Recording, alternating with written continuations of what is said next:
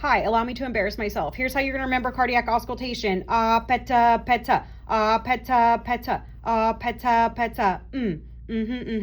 All right, so this is where we are going to auscultate when we are doing a cardiac assessment. This is where you're going to put your stethoscope. So over here you have the aortic. This is going to be at second intercostal space. And remember that this is as the patient's perspective, not as your perspective. So this is actually going to be aortic valve right sternal border. So it's the patient's right. All right. So we've got apata.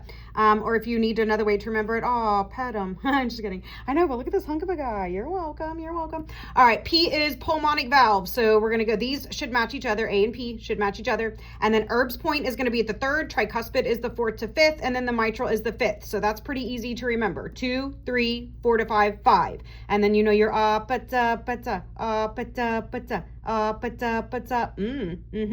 You'll see I already had to bandage up this guy, so hands off. Okay. All right, but super easy way to remember cardiac auscultation. If you don't like ape to man, this is my favorite way.